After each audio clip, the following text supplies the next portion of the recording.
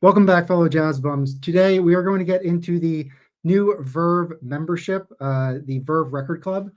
Before we do, remember to like and subscribe. It really helps the channel. We also have Jazz Bums Discord, so I'll drop an invite in the description below. And then also we live stream every Friday, 8 p.m. Eastern. So come and join us there as well. So this is a live stream for people that are just tuning in. So this won't be edited. I'm going to go through all the titles within the Verve Record Club series. I also dropped a poll question, so please answer that if you're here live, and then I'll review it at the end.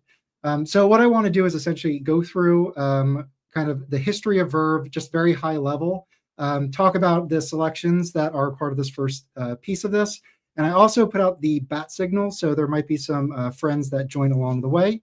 It looks like we have somebody backstage, but they're frozen. Let's see if we can get them. Hey, Rob, you there? All right. Well, he was driving, so I don't think he's able to connect. All right. So let's talk about the series. So I think there's 14 titles altogether, and we'll go through each of them. And I have to say, going through these, I was pleasantly surprised. Just to kind of give my opinion outset. I thought it was great that they're doing some old pre-Verve sale mono recordings. So we'll go into those titles. I think those are pretty cool. And I do have recommendations that I'll give at the end. I have a stack of stuff that I think would fall within the space here. So let me just take a look at the comments. Hey, everybody. Hey, Mazzy. All right.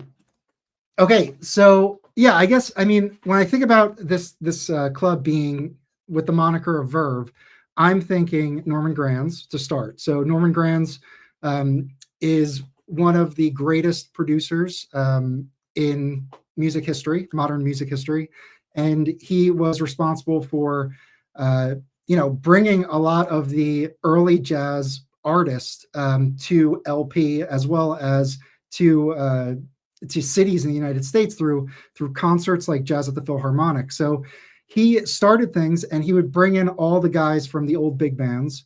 So like Lester Young, Count Basie, Oscar Peterson, the list is endless. I mean, he really, some of the titles that he put out and the players, there's I think it's a baritone sax player who even gets a title. He puts out this trombone player from Duke Ellington's band. I wish I remembered everybody's name right now, but anyway, he's fantastic. So they have access to some of those early recordings from Verve, Norgran, and Clef. So those were the three kind of labels that Norman Granz owned. They all got bundled up into Verve and then sold in 1966. And that's when the producer changed to Creed Taylor. So 66 and beyond, you have a different producer, different sound. He had a different vision. A lot of the same artists continued. And Norman Granz also continued, I believe, as a consultant for like Ella Fitzgerald and perhaps Oscar Peterson. I think he kind of stayed closely with a few of the artists after the sale. And then you also have like Impulse, which I think Creed Taylor put out like the first few Impulse records. So Creed Taylor, who took over Verve, producer there. So, I mean, there's some great Impulse titles that haven't been touched yet. So I selected a few of those that I think would be cool. I do feel like they kind of skewed towards the more out style of jazz on Impulse, which is kind of easy to do because they did a lot of that stuff, especially later on. But I think that's because a lot of the kind of more commercial albums have been reissued already. So I don't think there's a need for them. So I picked a few of those as well. All right, so how many people we got watching? Okay, cool. And again, if you're watching this later, this is a live stream, so we're just going to run. We're doing it in one take, and I did send out links to some people if they want to join. They're welcome to. And then also, if you're in the peanut gallery, I'll also keep an eye on that. So if you have any comments or thoughts on these titles, I'll bring those up. I'll try to do that. Okay, so I'm going to share my screen. Just give me a second here. What do we got? I think this is it. Hold on. Okay, here we go. Let me show. Okay. All right, so we're going to get into it. This is the Verve Record Club. I think there's 14 titles or 13. We're going to quickly do just a quick scan of this website, and then we'll get into each title.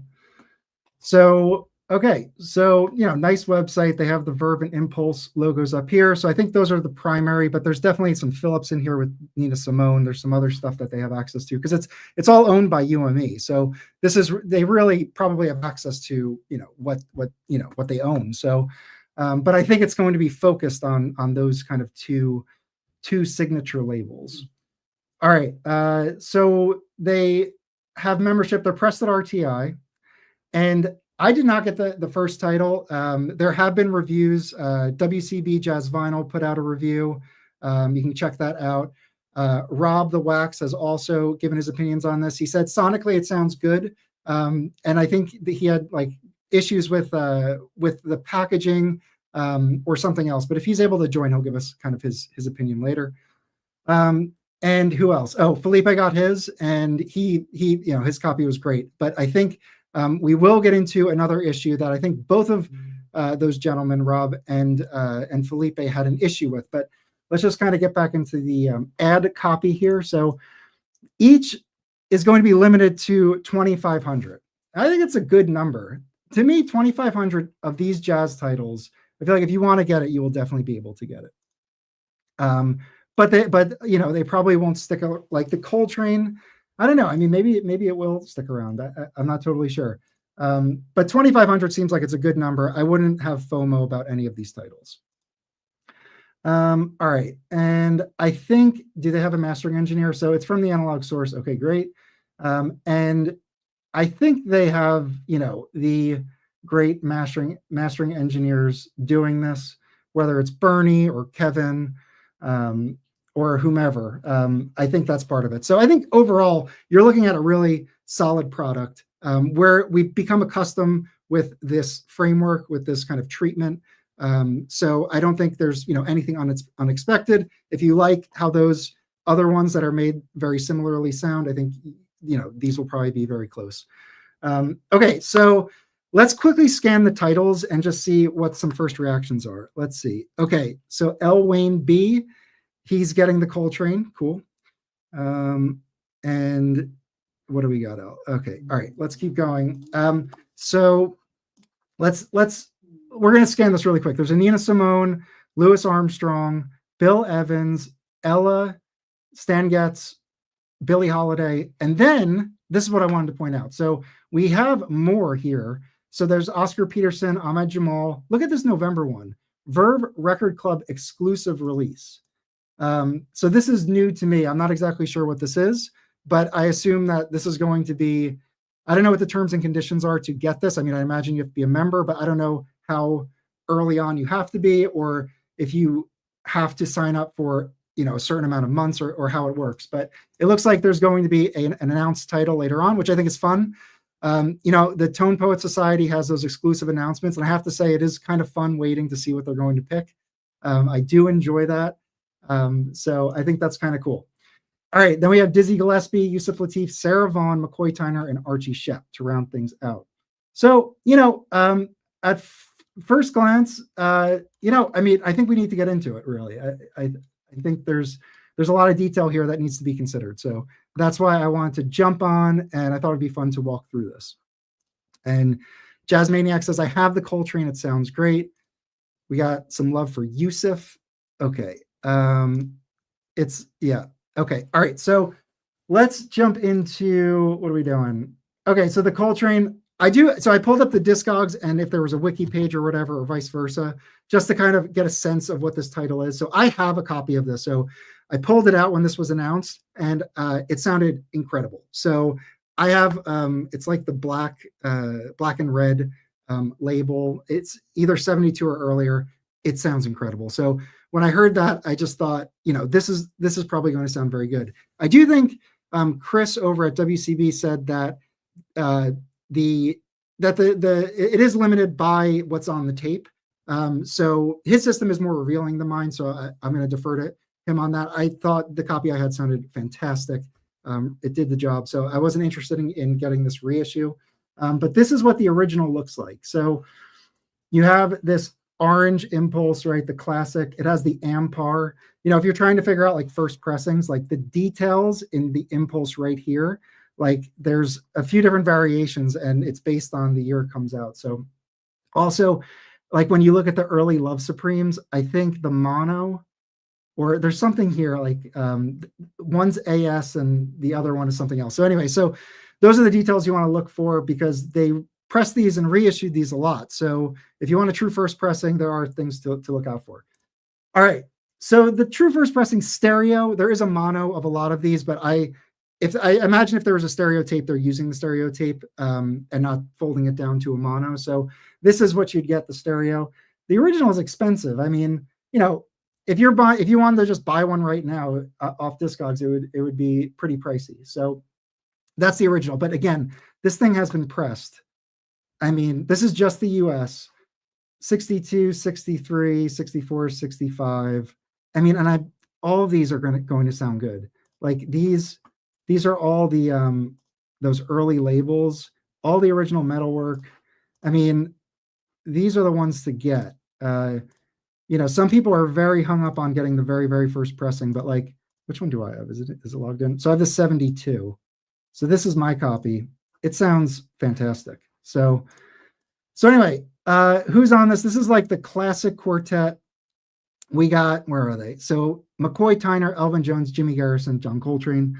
All these guys put out records for Impulse. These are all on the table, I say, for reissues, especially the Jimmy Garrison one. The Elvin Jones has some great Impulse titles. Dear John C., that would be a recommendation. And McCoy Tyner, I think they are putting out McCoy Tyner titles, so I think that's great. Okay, so what is this? This is a 62 session. It says it's modal jazz. Oh, producer's Bob Thiel. Bob Thiel on this. Right, because it's Impulse. Yes, okay, Bob Thiel. Okay, yeah, so this is a great title. If you don't have it, I bet this is a fantastic copy to have. So I would say, you know, if you were going to get one, this is a good one to get. I think it's a pretty solid selection for the first title to kind of kick off the series. You know, yeah, you know, all right, let's keep moving. The next one is Nina Simone, High Priestess of Soul. So, you know, I'm not going to get this. I like Nina Simone. I have her Bethlehem stuff. I've listened to this record, and it is a fun record. Like the Brown-Eyed Handsome Man. This is a great upbeat track. This is a good album. I'm just not interested in picking this one up. But, you know, Nina Simone, it's great. This is a cool, and it has a good band on it. I don't know if it says who's on here, but there's a good band. Oh, it doesn't say. Anyway, this is a cool one. Nina Simone. I think there are two Nina Simones, and this is on the Phillips label. Hal Mooney is the producer on this. Recorded over 1965 and 1966. Any thoughts on this one? Anybody got any thoughts? World knowledge. Yes, exactly. I'll just switch over to ChatGPT and then we'll just take it from there. Okay. All right. So let's see. Did I pull up? Yeah. Okay. So an original pressing. So this is a first stereo. It looks like, you know, it's an affordable in the United States. This is affordable. So we got 7 copies. Let's see what a VG Plus looks like. So for $40, which is going to be cheaper. Oh, that was the other thing. I'm sorry that I missed this and that I'm jumping around now, but this needs to be mentioned. The cost of the Verve Record Club is, for one title, if you were to get the Coltrane, it's quite expensive. So if anybody's willing to share what they spent, but I think it's like $58, and I'm not sure if shipping is included, plus taxes. So that is also a huge problem for me. $60 on a single LP reissue. Strata East is doing the same exact treatment. They also own the tapes, so the margins are, you know, going to be what the margins are, and they're putting them out for $35, and it's the same deal. So to see it's 60, and if you have to pay for shipping, that's really, like, I don't know, I would really want to have this record, and especially when some of these you can get for less than, like, originals for less than $60. All right, we have trouble joining. I'm going to try to handle him so nobody gets scared. Well, I didn't mean to come in while I'm driving in traffic, but I don't know how much you talked about, but I was on Westman Stream last night and I showed the Coltrane. Oh, right. And I really honestly have to give it a B-. Okay, now do you mean sonically or the package plus the? So what I had before it was Universal Germany over the last 3 or 4 years have been reissuing Impulse titles. They put out the Coltrane. It was pressed at optimal. It is digital, but it is. I've had at least 4 or 5 of those, and they're great. They're really good. They're on par, I think, with the Blue Note Classics. They sound really good. This sounds good. The cover is horrible. It's too dark. Well, it is a stout. Well, yes, look, you're paying for everything. You're joining a club to get everything, right? I agree. And can we just so what I would prefer, and I don't think this is totally crazy because I think are you breaking out? Well, I'm just saying. Yeah, you're dropping out a little bit, but let me just jump in real quick. So like Music Matters, I'm pretty sure recreated the artwork from the original source material, whether it was the photography negatives or whatever the design piece was. They were able to recreate it. I'm almost certain on all, if not most of them. So those reproductions are great. I think Tone Poet may be doing the same thing since Joe Harley's still part of that, and they also own the Francis Wolff catalog now. So, but the thing is, are not Tone Poet. But I guess also when you look at the Analog Productions reissues that are of the same quality, I feel like they also use scans. I could be wrong. Somebody correct me if that's wrong, but usually the contrast on those, when you compare the Analog Productions, they're also a little more contrasting, like saturated. I mean, so anyway, so the thing is, well, I could also say this with the QC. Who's pressing them? Is it RTI? RTI. My copy came warped, and not like a little tiny warp. It came warped. So there's the Q. So I'm giving it a B- for lots of reasons. It doesn't feel special as a Tone Poet. It doesn't. Okay.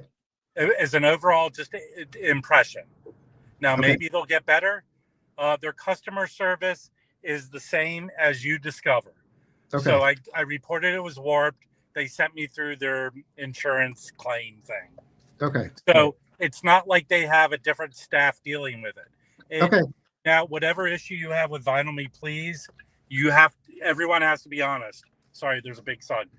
You feel like you're getting customer service with Vinyl Me Please, even at the state Vinyl Me Please is at now. Okay, that's fair. Hold on, I want to get you on. Okay, so that's fair, and that's very good context for everybody. So I also wanted to ask you about the price point for this. So I really thought it was overpriced. We're putting value on an artistic piece. So I realize there's that, but I just feel like there is a anchor for us that we have. Like I buy Sam Records, I buy Tone Poets, I buy Classic Series, I buy the Verve by Request. I know all the price points. This to me seems pretty high up. And is this does Vinyl Me Please, is this the price point for a Vinyl Me Please single purchase too? Because I know that Max Roach they're putting out is pretty damn expensive. Vinyl Me Please is cheaper. I think it's a bit cheaper, but I think I was looking at they're reissuing the Max Roach We Insist mono, and I'm not a member, and I wanted to pick that up, and it was pretty. I think it was like $60 in the end. So I think it is pretty high up there. So anyway, I think price is a valid reason to be unable to get it. I kind of feel. I get. Listen, I can't read the comments, so if you're giving me shit, people, I'm not reading. No, you're good. You're good. I get knocked for this, and I'm sorry. My attitude is I come at this as a person who is hired by companies to find out what people think of their goods and services. That's what I did for a living. Yeah. I kind of feel like this decision was made to do this without any impact from the customers who would be buying it. You know, I mean, they're giving you a product it feels synthetic. Yeah. Now, all right. Well, look. We need to keep going through all these titles. But thank you for All right, sharing I'll get your thoughts. I wanted to give my. Yeah, no, we really appreciate it, Rob. That's invaluable for people to hear, your thoughts. So thank you for joining. Yeah. All right. Thank you. Bye. All right. See ya. All right, everybody. All right, that was great. So yeah, I think Rob pretty much reflects my opinion on the price. And anyway, let's keep moving forward, because I do think that we should just take a look at the titles, because I think that'll be fun. So if you want to get this, that's on you. And yeah, so I'm not saying this is not the right way to collect. I mean, this is basically, we're just having a conversation. I'm having a lot of fun giving my opinion and telling you what I'm going to do. But obviously, this is just what I'm doing. I mean, these are great titles. I mean, some of these artists are the best ever, most influential ever. So if you want to get these beautiful pressings, no reason not to. So, all right, let's keep moving. And yeah, let me check the poll before we do that. So we have 51 votes in. So please vote. And then when you vote, also comment. And when you comment, also like. And we have, the question is, I am getting at least one title from the series. Yes, no, or unsure. It is tied up. So it's like 33% across, 51 votes. So I think that's pretty good. We'll talk about conversion rates later. But that's pretty good. Okay. What else we got? We have Mazzy here. We have Roberto. Hey, Roberto. Yes, of course. Share your opinion. Do you want to come up on screen? I could shoot you a link. Well, anyway, just share your opinion here. I want to keep this going.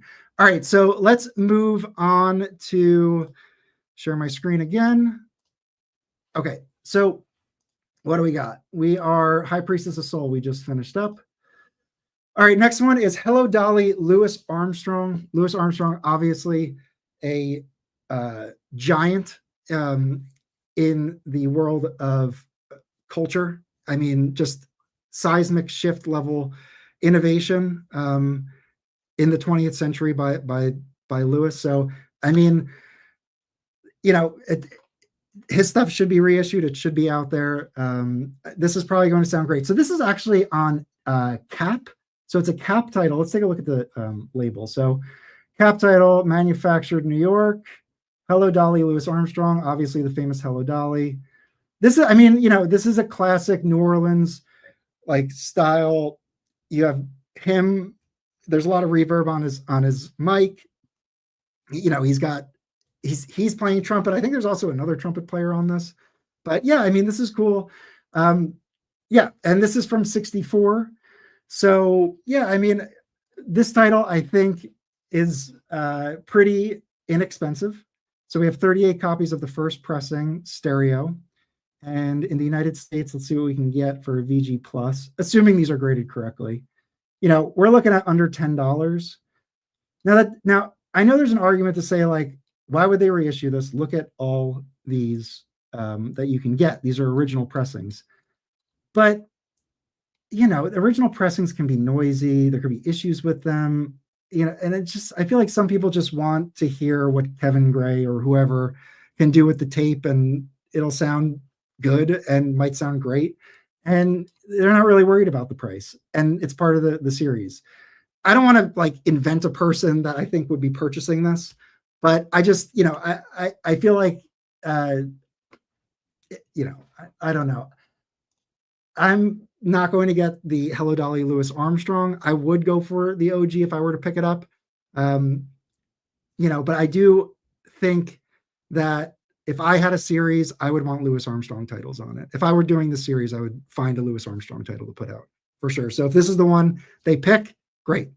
Okay. Let's keep moving. Oh, let's see who's on this. Let's see. So there's 12 titles, so they're probably like 3.5-minute tracks. This is 64. Yeah, who do we have? I'm not too familiar with these people. So let's keep moving. All right. Next one up, Verve Records, V68497. This is Shelly Man, Bill Evans with Monty Budwig. So this one, I'm pretty sure, let me go to Acoustic Sounds. I think there's this double 45. So this is available. I think it's available in stock, $60, double 45. So you can, so there is this copy. So people may already have a nice modern audiophile reissue. And then let's see, there's 2 copies available. VG Plus, there's one for $20, an original. So, in terms of price point, these are obtainable, at least right now. Let's look at the details here. So we have Bill Evans, Monty Budwig, Shelly, Manne, and I've listened to this before, and it is kind of the introspective Bill Evans, and it's fine. I've passed on. I've found copies of this at my record store, and I haven't picked it up. I sampled it and kind of left it. So I won't be getting this. It's Van Gelder Studio, so Bill Evans getting recorded by Rudy. I'm sure it sounds great. The reviews are really good. Yeah. Yes, Wikipedia, great source. I think you're new here, Mark. Last chance. All right, let's see what else we got going on. All right, so Ella Swings Gently with Nelson is the next title. Again, I'm not going to be collecting Ella, but you have Nelson Riddle, the great Nelson Riddle, who, was at the apex of Frank Sinatra's recordings. Great pop arranger, just really kind of, he could go happy go lucky. He could go, torch. He had a huge range, played with some of the greatest players, and just was, Nelson Riddle was a huge arranger back then, with his association with Frank in particular. But he was an artist in his own right and had his own albums as well. So anyway, so you got Ella probably doing tracks with basically Frank's backing band. I bet you Nelson is arranging like that, and that's kind of what the expectation is. So that could be cool. Imagination, great track. These are all standards. Body and Soul. Any favorites? Yeah, it's it looks all right. Yeah, so let's keep moving. This is a 62 release, recorded from 61 to 62. All right, now I just want to take a beat here. Okay, I'm feeling the energy levels go down. I think the Ella, the Lewis, I couldn't get too excited about. That's not to say you should not be excited about them, but that's just not the style that I get excited about. So I will show some titles later that I want, that I would recommend for reissue. But this does get more exciting at the end. As I mentioned in the beginning, they did touch the mono Norman Granz body of work. So there are a few titles there. So stick around, stick with me here. If you're tuning in just now, please like. It really does help with the number of likes. I don't know if that actually matters for anything, but anyway, all right, so let's keep moving. Let me share my screen. And what's the next one? Okay, so this one I think is pretty good. This is good. We have Stan Getz Quartet. Now, I actually didn't know this album, but Stan Getz has so much output on the Norman Granz and the Verve in general throughout its history, plus dating back to 1948 probably with Verve. So this is the Steamer, and it's Stan Getz Quartet. And let's look at the beautiful label. So this is the Norman Granz Verve label. So this is the early mono. You have the trumpet player here. Now this trumpet player is represented on the first Jazz at the Philharmonic 78 artwork for the album. And that kind of was pulled through. It's David Stone Martin piece. So David Stone Martin designed it, the great David Stone Martin. That's another thing. Like they could be reissuing David Stone Martin covers. Like those should be reissued. And yeah, so this is the mono. Look at that wide, deep groove.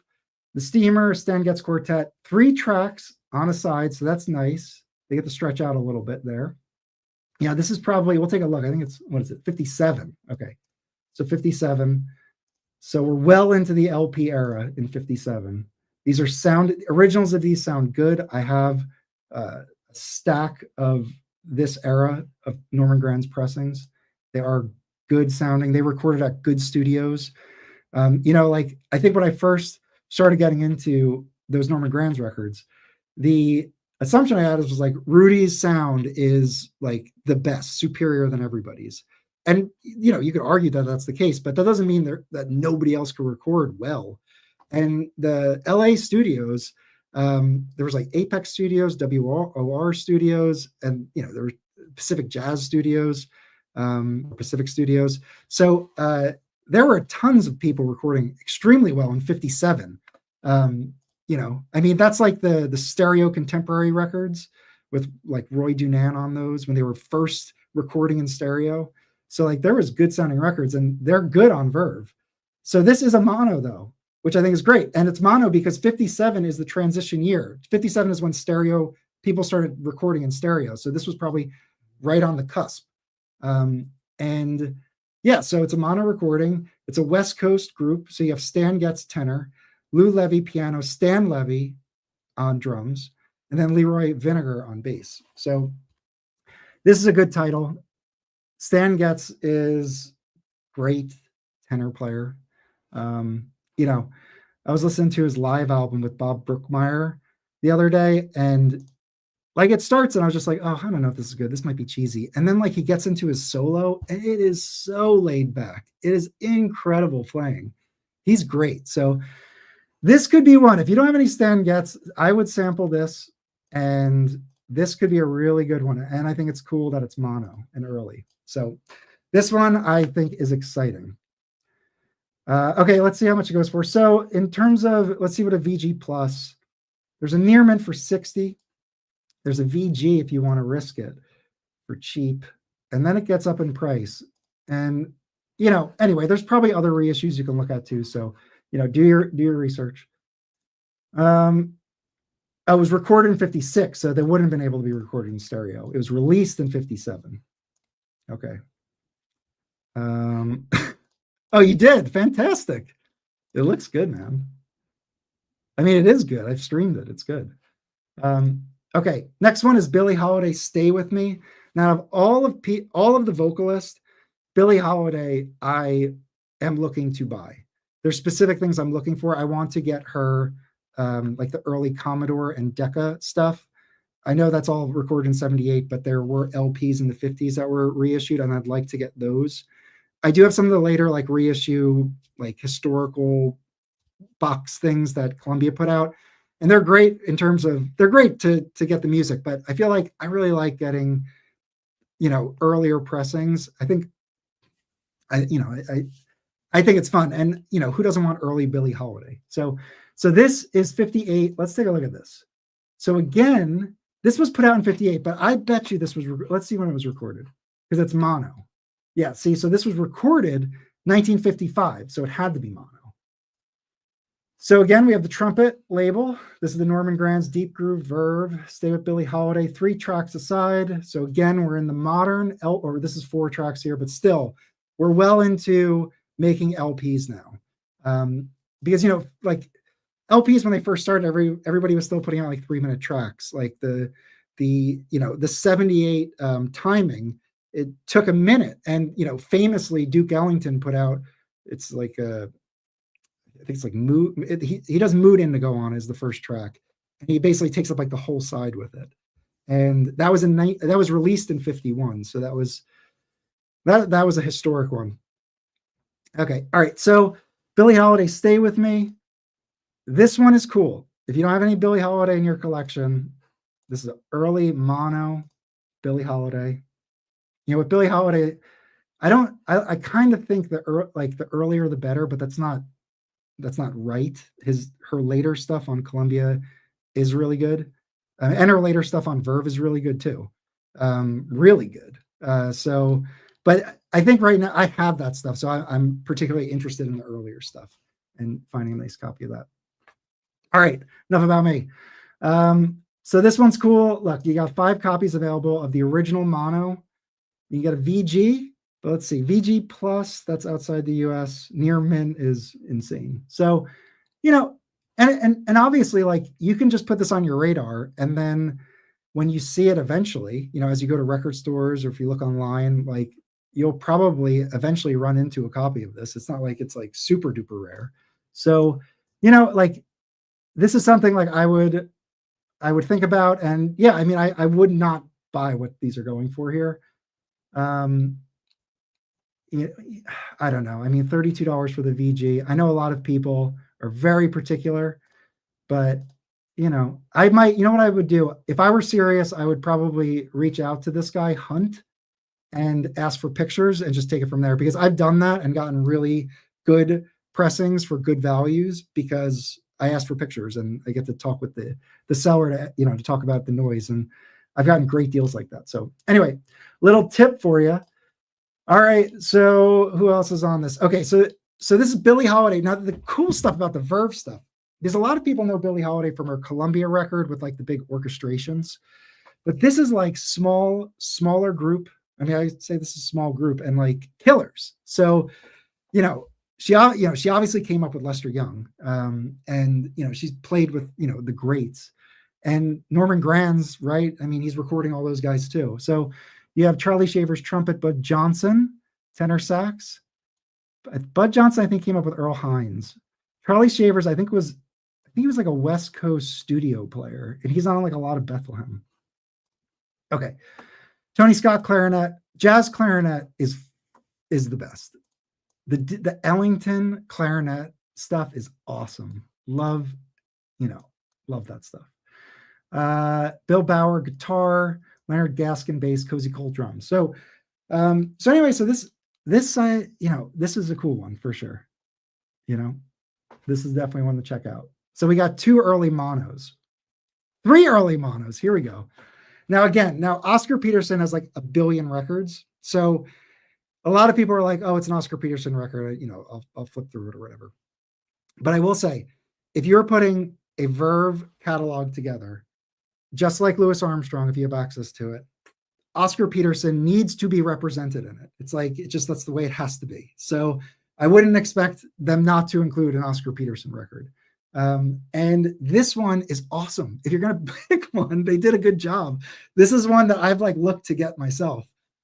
So this is early. Let me just check the year. This is 56. And I think the recordings are earlier. I think if my memory serves me correct, I think it's like, let's just jump to it. Let's see. No, okay, so it's 55, so I was wrong. Okay, so it's 55 recording, put out in 56. Now this is Clef, right? Before we were seeing the Verves, the Billie Holiday was the Verve. Now this is Clef. You see, it's the same trumpeter. It's the same thing. Norman Granz had Norgran, Clef, and Verve, and there's no difference between them. He could have put this out on any of those, and all vice versa. I don't understand why he had 3 companies. So whatever, I don't get it, but whatever. It's like same press. In terms of quality, I think they're all the same. So you have Clef Records, Deep Groove. Oscar Peterson plays bassy. Hey now. So you got Lester Leaps In, the great Lester Young. Lester was a Count Basie player. He came up with the Basie band. So Lester Leaps In is classic. They lead with it, of course. Easy Does It, 920 Special, Jumping at the Woodside, Blues for Basie. Broadway, Blue and Sentimental, Topsy, 1 O'Clock Jump, Drive at 5. So this is cool. Now, the question is early on, he was playing organ. So is this piano or is this organ? On the cover, it looks like it's a piano. So let's see. Let's click into it. So this is a first US 56. Yes, he is playing piano. Okay, I got scared there because I know how people feel about the organ, and shame on you all. So you got Oscar Peterson piano. This is important. Oscar Peterson piano, Ray Brown bass, Buddy Rich drums, and Herb Ellis guitar. That's a killer quartet. So this is a 55 session Count Basie, small group Basie. Basie's usually big band. This is the quartet. Anyway, Clef Records. This is one to look out for.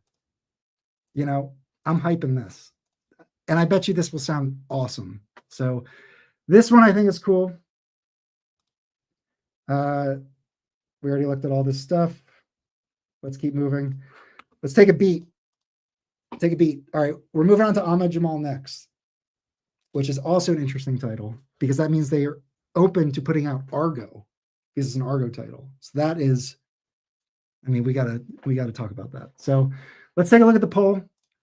All right, everybody, we are up to 72. We got 72 votes 40 minutes ago. This started.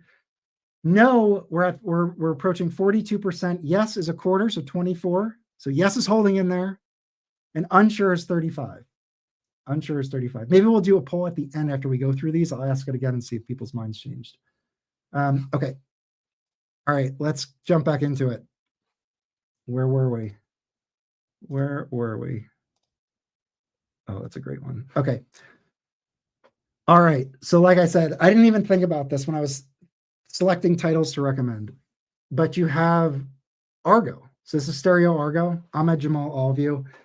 I have 4 Ahmad Jamal Argos. I won't be getting this. We'll go over prices and stuff, but I just have a lot of Ahmad Jamal and I'm happy with what I have. I have, like 6 or 7 Ahmad Jamal records and that's good. And so I'll be skipping this one, but if you have access to Ahmad Jamal, why not?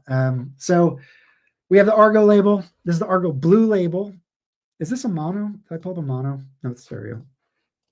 Okay, so this is a stereo. So this has to be 57 or later, and it's Argo. Argo is a kind of a side label, jazz label of Chess. The famous blues label out of Chicago. So Argo put up their jazz artist, and they just had a huge footprint in Chicago, and jazz is one of the originating cities. So I mean, there's a lot of great talent there, and yeah, so they put out a bunch of stuff. So I'm just trying to think what Argos I would pick. Hold on, let me just take a quick look. Bear with me here.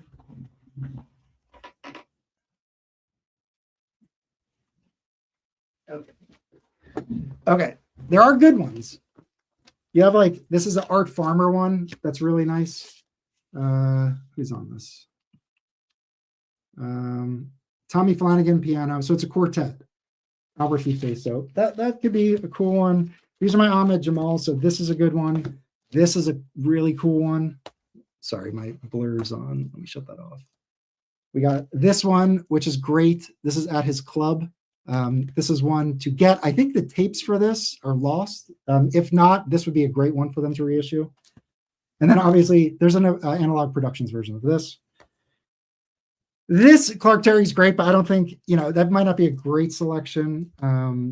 This has been reissued Verve by request. This would be a good title. This Max Roach, this is an expensive record. So this is a cool one that he did on Argo with Hank Mobley, Kenny Dorham, George Morrow, and Ramsey Lewis.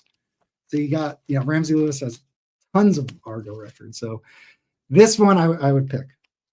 Oh, and then also the Jazz Tip. Yeah. Oh, and then also the Benny Golson. Oh, this one's cool. All right, enough of that. Okay, so lots of stuff, that's cool. They're putting out Argo. There are lots of great titles. Aren't Argos? No. I mean, there probably are pressings that are noisy, but no, some of them are great. Some of the Ahmad, my Ahmad Jamal Pershing is a little noisy. Yeah, it is. And that's the first pressing that's clean. So that's probably correct, if I remember correctly. Okay. Let me share my screen. We're going back. Ahmad Jamal. Now this is a classic group here. So you have Vernel Fournier and Israel Crosby. And Israel Crosby, who does he go to play with? He was George Shearing. Oh, maybe I'm thinking of somebody else. But anyway, it's like the classic Ahmad Jamal trio. What's there to say? That's one of the titles. All right, let's keep moving. Next one. All right, we have a Dizzy. Okay, Dizzy mono. This is Norgran. Okay, excellent. So we saw the Verve with the trumpet player. That was the Norman Granz one. We saw the Clef trumpet player, Norman Granz, and now we see Norgran, obviously after Norman Granz, and the trumpet player. 55. So it's the same like years. These are all coming out. So there's no like chronology where it's like he had Clef and then he made Norgren, then he made Verve. They just was putting them all out at the same time. So anyway, deep groove, all that good stuff. It's the same layout, same everything. The one thing that's annoying, I will say, with these Norman Granz titles, in 99% of the cases, they don't list the personnel. Now this we'll take a look on Discogs at who's in it, and I think it's a couple different sessions. That's pretty big. But even like the small group stuff, they just have the leader, and that's it, and they don't say who else is on it. And that's why when I show those on the live stream, I feel like I have to research who's on it to kind of talk about the record a little bit because. Yeah. So anyway, so this is Dizzy Gillespie Jazz Recital. Now, if you see the trumpet here does have the what is it, like the 45-degree angle up? No, that's, or whatever the angle is on the trumpet. So there's a history of how that happened. Nobody knows if it's true or not. But anyway, so this is the title. Let's take a look at a first pressing. Here we go. So first mono pressing, you can definitely pick up for not too much. There's a VG Plus for 13 from Found Sound Warehouse. They have 22 items in my want list. You have another one. This one's way high here. But, another one, just take note, you might be able to find one in your local store at some point. But anyway, Dizzy Gillespie, one of the greatest. The bebopper that moved to become like a band leader, and he embraced a lot of, the Manchito or the kind of Cuban cubop orchestrated stuff, just total, performer in terms of basically just all around performer. I mean, host, singer, player, one of the early and best to ever do it. Okay, so let's share my screen again. We have the wiki. What's on here? Well, you got Hank Mobley. Look at that. Look at that. Now, for everyone who said, no, I don't want it, it's a Dizzy album. Now, look at you. Now, don't you feel stupid? Hank Mobley, baby. Hank Mobley with Dizzy. All right, Jimmy Cleveland, Harry Edison, Taft Jordan, Ernie Royal, Matthew Gee, the great trombonist. He's got some good prestige albums. Gigi Grice, the great Gigi Grice. Gigi Grice was in it's like Lionel Hampton group that went over to Europe with Clifford Brown, and they recorded a ton of good stuff that they were not supposed to because they had a contract with Lionel Hampton. And then when I think Lionel Hampton brought them back to the United States, he sued them. But those recordings with Gigi Grice and Clifford Brown are kick-ass. And I think Blue Note actually reissued them on 10-inch early on, a few of them. So anyway, Gigi Grice is great. Curtis Amy, Ernie Wilkins, Bud Johnson again. We saw Bud Johnson earlier on the Billie Holiday, right? Was it Billie Holiday? I think, yeah, Billie Holiday with Bud Johnson and Charlie Shavers. Sahib Shahab, baritone. So he's getting, Dizzy is getting a horn section. Baritone, tenor, alto, trombone. You got trumpets. I mean, and then who's on drums? Charlie Persip. Wade Legge, this is a guy that got on my radar because I found a Savoy 10-inch with Joe Roland, and he plays on it, and he plays with Dizzy too, obviously. And he's a piano player, and he has a Blue Note 10-inch record that's unobtainable. It's $500. Look, let's check this out. West Virginia. Does he have his album here? Yeah, here's the Blue Note. Wade Legge Trio, Blue Note 5031, 1953. And it was released French Vogue. So I think this was recorded in Paris. So those early Blue Notes, like the 10-inch Blue Notes, a lot of them Alfred Lion licensed from Europe, like the Clifford Brown Gigi Grice. This one, there is a Lionel Hampton one in Paris. That's a 10-inch Blue Note. And there are other ones too, I'm sure. So the Blue Note 10-inch catalog has a lot of interesting things because it's not like the 1500 series in a lot of ways. It's really fun to collect and it's expensive. All right, let's keep moving. We got Carl Perkins, the great Carl Perkins. We were just talking about Carl Perkins on the live stream. So he had an album as leader. Where's Introducing Carl Perkins? This one, Dutone. There's a Dexter Gordon on Dutone called Hot and Cool, which is very expensive. If UME has access to that title, I'd put that out for sure. I would buy that. Okay, let's keep moving. We got Yusef Lateef, Jazz Around the World, the multi-instrumentalist genius that is Yusef Lateef. They are putting out one of his titles. So this is an early stereo pressing. This, let's see what a VG Plus goes for in the United States. VG Plus, you get one around, you're looking 40 to 50. There's one for 80. So probably $50 if you wait and get a good one online, obviously. All right, let's take a look. Let's deep dive this. So we got 1963, released in 64, Van Gelder Studio. So it's going to sound good. Bob Thiel. We have Yusef on tenor, flute, bassoon, oboe, and sinai.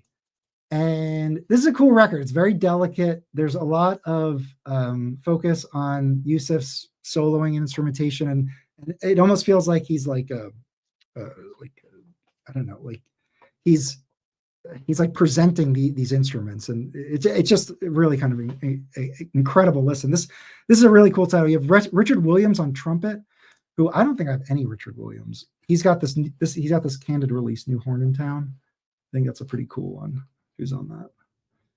They do. I remember Clifford, Benny Golson, Clifford Brown Memorial Song. So Leo Wright, Reggie Workman, Bobby Thomas. So that looks cool. All right. So you got the Yusef. This is a cool one. I will not be getting this, but I think it's cool. And I do think the way that he presents the instrumentation is probably like, you're like an audiophile, you should probably pick this one up for sure. It's almost like that demo was the word I'm thinking of. And I'm probably not doing this album justice by saying that, but it's like you can hear these instruments so clearly and there's so much space given to them that I feel like you get to really kind of enjoy the instrument in a way that it is supported, but like it gets like a really kind of spotlight soloing. If that makes sense. All right, let's move on. So we're going to Mercury. Say the Mercury catalog. Oh man. So they're putting Mercury out. So this is Sarah Vaughan, Close to You, 1960, stereo. Hold on, let's take a look at that label. So original still got the deep groove Mercury. A stereophonic high fidelity recording. Long playing high fidelity. All right, so let's look at what a VG Plus goes for on original, just as a reference. You get a VG Plus for $4.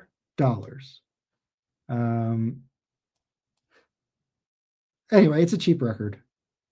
It's a cheap record. But again, I get people that are like, it's cheap, why would they reissue it? But, they did. And there are people that don't really care about the cheap original and they will want this. And again, I'm not trying to paint a person, who I think would buy this, but, I don't want to be overly critical too, because I guess, let's all just be grateful that, that UME is spending the time and money and personnel and resources to explore this stuff. And if you don't like something, just move on. So let's do that now. So let's move on to the next title. We got a McCoy Tyner on Impulse. I think this one will do well. I think this one has a lot going for it. So McCoy Tyner, Night of Ballads and Blues. So there's a clue there about the style that will be played on this album. This is Impulse Stereo A39. So it's the 39th released title within their first 100 sequence. So this is an early title, which puts it at 63, the summer of 63. Who do we got? So the engineer is Rudy Van Gelder. So this is Inglewood Cliffs. Van Gelder cut it. So it'll have the Van Gelder stereo stamp in the dead wax. Let's see if they can see that. No, we can't. Let's see. We have McCoy Tyner, Lex Humphreys, who's a great drummer, great sideman drummer on a number of great Blue Note records. Let's take a quick look at him. Oh, that's just his lead stuff. Hold on. We're looking up Lex Humphreys because people need to know. Lex Humphreys, born 63, passed away 94 at the age of 57. He's on for Donald Byrd. He's on Fuego, Bird in Flight, At the Half Note, and A New Perspective. So right there, I mean, come on. John Coltrane, the alternate takes and heavyweight champion. So he played a little bit with Coltrane. He was in that orbit. Meet the Jazz Tet, which I just showed on Argo. I said this should be one that they put out. Lex Humphreys on drums.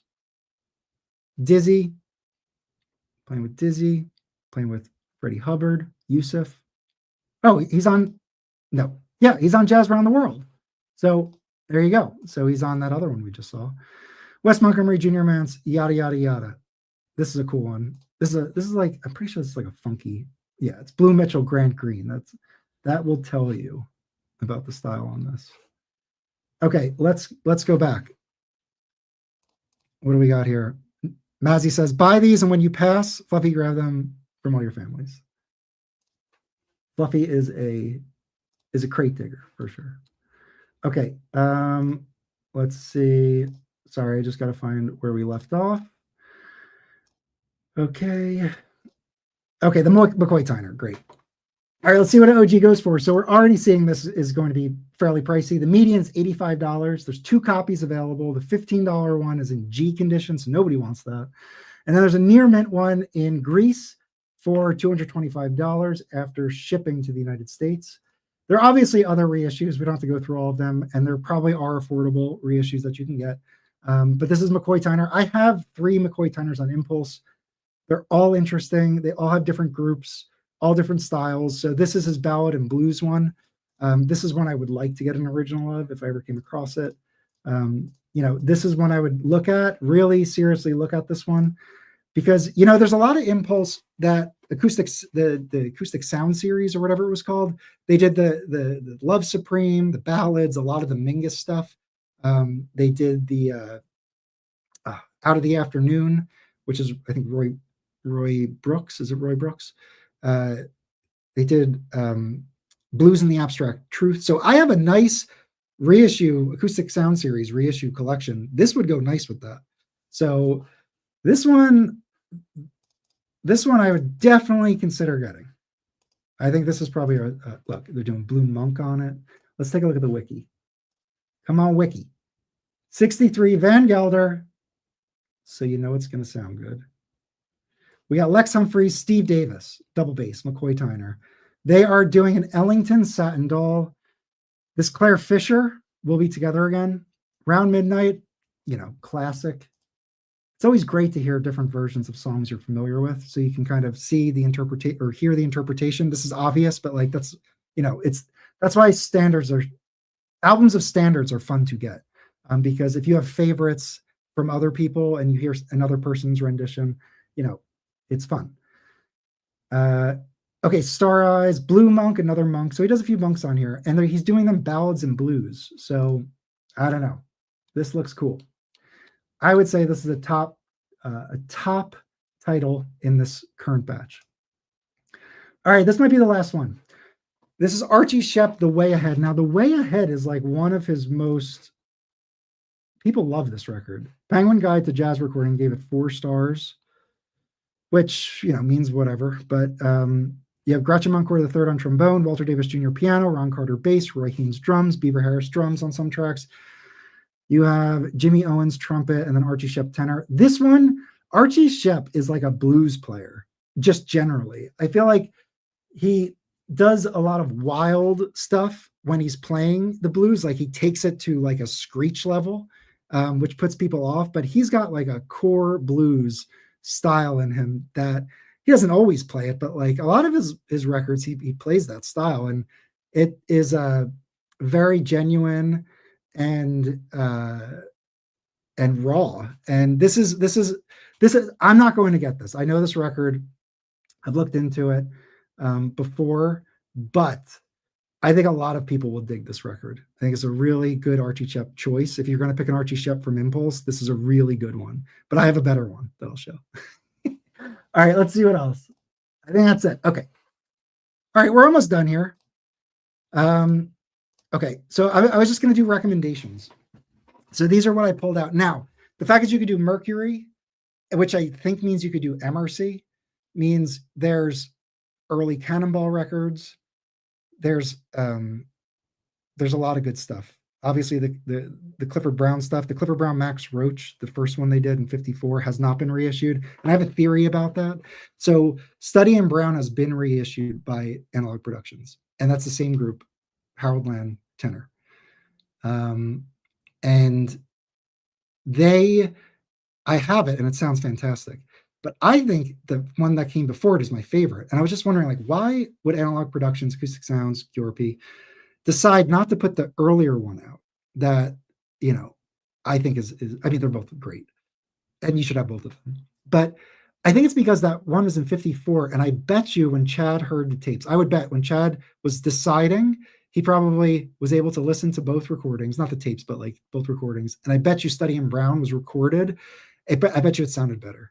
And that was probably the decision because but anyway, that should be put out 100,000%. I have a first pressing that I got for a great price, and it sounds okay, but you can hear the recording isn't the greatest. Like the first, before the actual horns come in, so you hear like the rhythm section.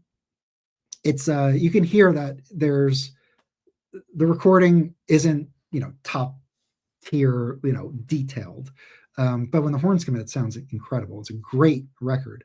That one, they should 100% put it out there, the MRC. So just got to preface that. All right, so let's move in. I think I have 8 titles. So for Impulse, I don't think this has been reissued. This is Coltrane Live at Birdland. This one is a really good later Impulse era Coltrane that I don't think has been touched, that I think is important. First side is Live at Birdland. The second side is studio recordings that are extremely important. There's a song called Alabama that had historic importance and meaning. And I think it takes up like most of the second side. But a lot of people who are Coltrane fanatics love this album as well, just, to help support that recommendation. But if that hasn't been reissued, that should be. I'm going wild because, like I said, they've reissued a lot of the earlier stuff, the ballads and stuff. So this is Coltrane's Interstellar Space. This is a posthumous recording with Rashad Ali on drums. So John Coltrane and Rashad Ali, they do Mars, Venus, Jupiter, and Saturn. I think it's the first pressing. It's on the green label because it was a little later. And it's wild stuff. But it's like, I think that people who are getting into Coltrane could like it. Now, the $60 price tag, I mean, this is probably a $50 record. Maybe $40, but we got Roberto all right. Hey, Roberto. Hey, how are you, Mike? Good. How's it going? I was just kind of wrapping up here, but why don't you jump in and give us your thoughts? So I subscribed for 3 months, and I didn't want to do the full year subscription because I didn't know how good it was going to be. And I think just subscribing for a month, I found that it was a little bit expensive. Yeah. And for 3 months, I guess you just save what, like maybe $2 or $3 per record. So how much did it cost you for the Coltrane, if you don't mind? It was $45. Okay, 45. So that's not too bad. That's not $45. And I think if you do the year subscription, it might go down to $41 each album. Okay. And for a Tone Poet, what do you pay? That's $39, right? It's the $38.90 something. Yeah. Price. So yeah, it is more expensive than a Tone Poet, but I think $5 or $6 more. It doesn't, for me, it's not like a huge difference. That's fair. Now, the quality, I have the jacket here. Okay. It's heavy. Tone Poet quality. Okay. Let me make you big. Now, the design, though, I think that's where the problem is. I don't own a bunch of Impulses, but if you stack them together, the orange is a lot darker than the original orange. So, but here's the thing. Hold on, I want to challenge you on that. Okay, this is what I'm gonna do. Hold on, I'm piecing up everything. I'm trying to go mobile here. Okay, can you guys still see me? Okay. So these are OGs, right? I mean, there are a variety of pressings. There's first pressings, 60s pressings, 70s pressings. I mean, those spines are not even at all. I mean, that's just the nature of having a collection of early impulse. Like the charm of it is that they're not, perfectly in line. So I think the reissue series, that's just. But what about the color? The color is still. Oh yeah, and a bit of variability in the oranges, yes. or you can see there's a variety. Look at that. There is, yeah. Yeah, and look at. Oh, I think I pulled it already. But anyway, so just as a point of reference to compare against. So the other thing that I have to criticize is that I don't have an OG, but what people are saying is that they cut a little bit of Coltrane's ear. No, well, the OG is 20% lighter, if anything, if the minimal. Mm-hmm. Okay. You can actually see him. You mean I can see him here, as in brightness of the right. If you last night on Steve Westman's stream, Michael T, who's on there with him a lot, he pulled out an older copy. I don't know if it's quite an OG. Okay. The cover was bright, and you can see him clearly. That is very dark. Yeah. So that's just a factor. So they're going to do a scan, and they're probably going to mess up the contrast, and it's not going to be the same because before it goes to the computer, it probably looks good on the computer, and when it prints, that's just the ink. So I think we go. This is a question that I've proposed over the history of us discussing stuff like this. Yeah, Drone Poet has Mr. Joe Harley. Yeah. Verve. Who does Verve have? Who does the other ones have? Verve doesn't. We don't know. No, I agree. Look, that point has definitely been made. I've made that point. That I mean, there's Chad. Yeah. Who does Kraft have? Well, they have Nick Phillips. They have Nick Phillips, who is. But is he out there? Is he going over everything? There's no talking head. There's no talking head from the Verve answering questions. Right. Okay. So that's another factor, folks. So that's why I do feel like it gives us an opportunity to come on and talk about this. And Rob, I did kind of address this earlier because I was just saying, look, these titles are the titles. There is an argument to be made that it's cool that they're putting any resources into doing this because I don't think it's a huge, profit generating venture. I'm not saying it doesn't, these things don't make money, but in terms of like UME, I think this is kind of a small kind of piece. Well, of it, right? okay, but you have to admit this as someone who works for a company. The existence of something has to be. Go away. I just wanted to show you. I'm in danger of being over. All right, come on, let's keep it moving. What's up? What's up, Madsen? I just wanted to show the brightness compared to that. Yeah. Okay, let's hold it up. I don't really think this is a big deal, honestly. Well, you're not seeing the mono. This is I do, but like, who cares? Yeah, I know this. I agree with you, Mike. But there are people that don't think like that. For them, this is a huge deal. They're right to do that. I'm representing people who don't really care about that. Mike, what you're doing is you're picking and choosing. If you're joining a club, you're joining. I know what I'm doing. No, wait. I'm telling you. Oh, hold on. Listen. Break. Let me finish my point. Yeah. When you're joining a club, it's for the overall experience. Then why not just hunt down an old copy of it? Look, here's the thing. We can talk about this ad nauseum, and we have on the stream. I just want to talk about titles. We reviewed all the titles, and now I wanted to get Roberto's opinion on the overall series, and then I have recommendations, and then we're getting the hell out of here. So, Roberto, I just came to challenge Roberto because I feel like he's. So, Roberto, what else you got? I don't have an OG to compare, but when I was talking to Chris Brown about this, he said that this sounds a lot better than his OG. Now, with that said, still the recording is not the optimal one because all the other instruments are a little bit buried even on this pressing. I gotta challenge you. I think that's right, but also this is a great record. It's a good record. Like, yes, I like is it like at the pinnacle of like CTI perfect? No, it's not there, but that should not discourage if you're interested in this music, you should get it. And I don't think Chris was saying otherwise at all. So, but yes, I think it sounds pretty good though. And I leave one point. Wait, Rob, wait. Let me finish with this. So given those little design things, the quality of the jacket is amazing. Okay. It's tone poet quality. Yeah, look at all those greasy fingerprints on the back cover. Shut up, Rob. Yeah, I know. It's super glossy. I know. And the other thing is that my pressing was completely flat. No ticks, no pops. Okay. I didn't have the problem that Rob did have. Does it come with a hype sticker? The most important point. There was no hype sticker. No hype sticker. Get it came with the turntable mat. You know what it came with? What? It did come with something, Mike. What? It came with a turntable mat, a Verve turntable mat. Yeah. Cool. And actually, on the box, it came with a big giant Verve sticker that you couldn't take off. Okay. But I will. Let me just make one point and I'll leave. Okay. Here's the difference between this club and the Tone Poet Club. You can go buy all the Tone Poets. You can't go buy these. That's a good point. You know?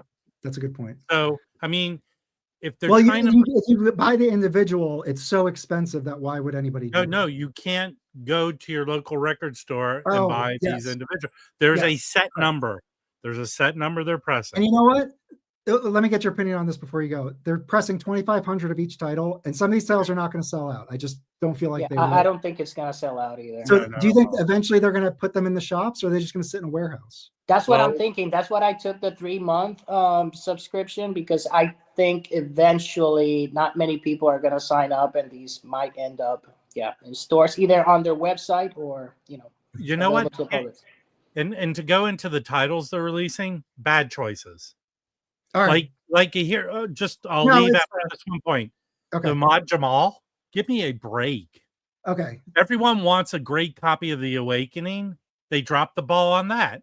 Yeah. I mean, they could have, I get knocked for this. They could have elevated this thing up really high. And then they just went for regular titles. Could they change the cover to be in, this is a Bill from Blue Note Vinyl Spinners. Yeah. Could they have changed the cover to be intentionally change the cover? These are limited pressings only available. So basically not intended for general public. So maybe different cover is on purpose. Maybe. I mean, it's possible. Little details though. It may have just been the designer just looked at it and said, I think this looks better this way, and let's do that. Yeah, I'm opening up a coffee shop, and every coffee is going to smell like shit. Yeah. Who wants to put out something crappy? Okay. Also, all right. So Roberto, anything else?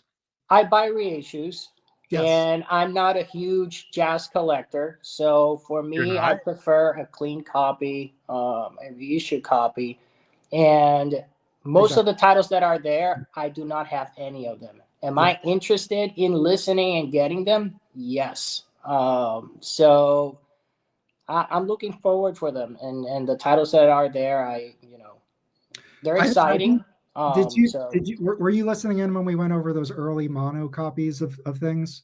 Yeah, the Simone and the no, it was Billie Holiday. It was Billie Holiday, Dizzy Gillespie, and Oscar Peterson. I think there was another one. Are you interested in those?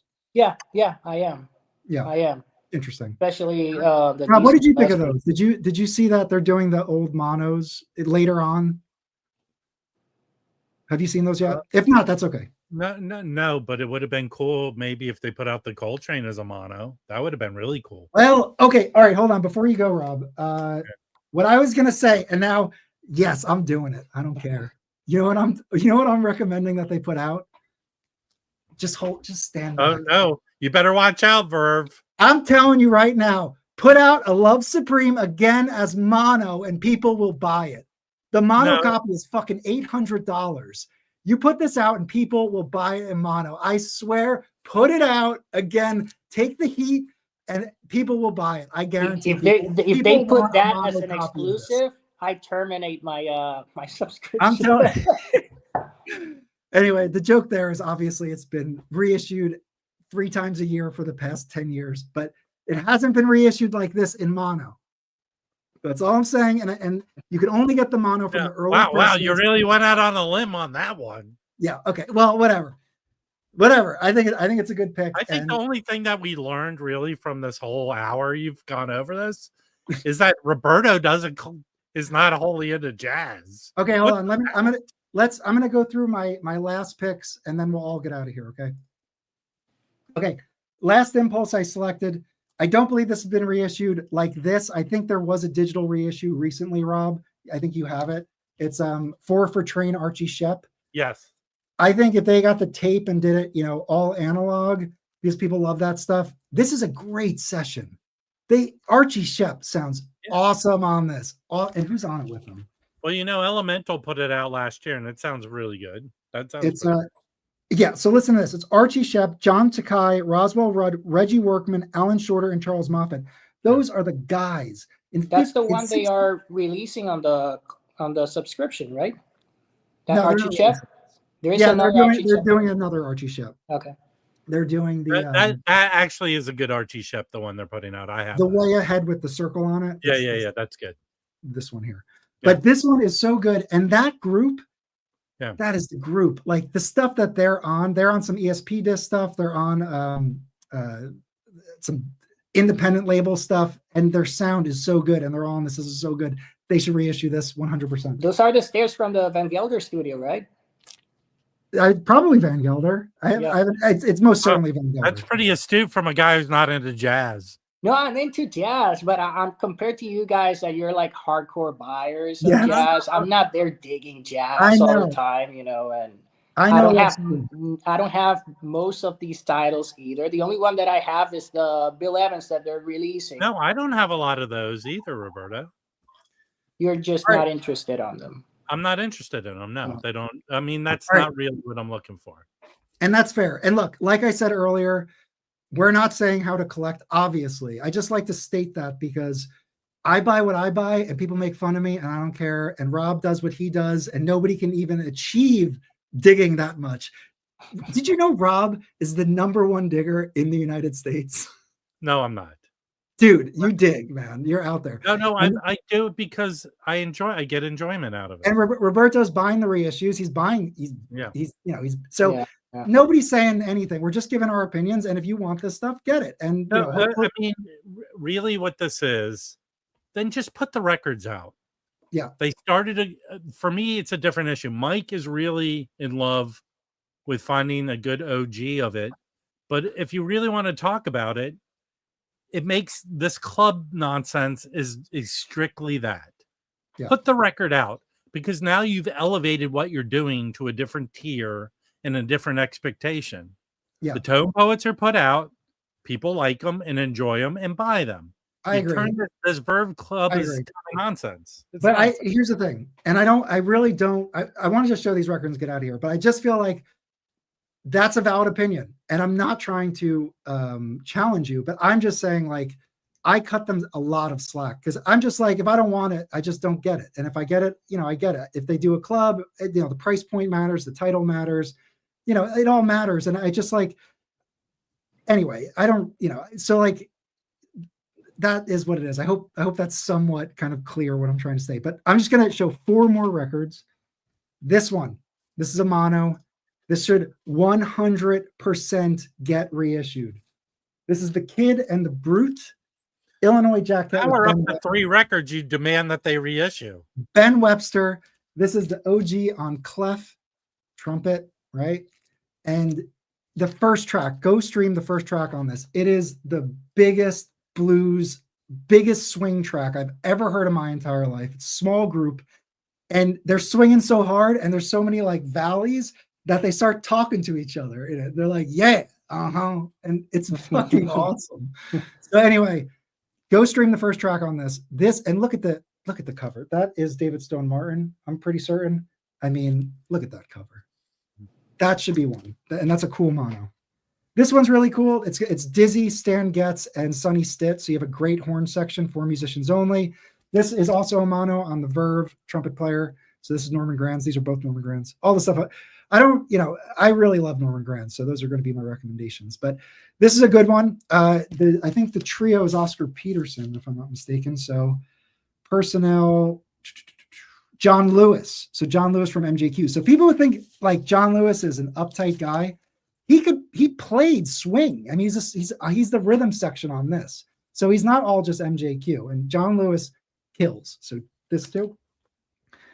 This one, because it just hasn't been reissued and it's low hanging fruit, they should reissue all of the Ben Webster on Verve, Norgran, and Clef. So this one hasn't been touched and it's great and it's super expensive. So it's like real heavy. It's an old one. This actually smells like cologne. So whoever had this, it smelled like I could smell the cologne on it. So there you go. And then finally, this is like, I want them to check the tape because these are 52 recordings, but some Lester Young. I mean, nobody is putting out any Lester Young from this era. And I have to think that the reason why Analog Productions isn't doing it is because there's tapes, they're like 52 and some of them are like late 40s. So they might be recorded not to tape. I mean, I'm sure this is definitely recorded to tape, but the microphone situation, the gear just may not have lended this to be an Analog Productions worthy title, not to, you know what I mean? So, but I don't think people have to care about that. This is a great Oscar, David Stone Martin cover. Lester Young. I mean, look at that cover. Is that not awesome? Yeah. Anyway, and this is really hard to get to.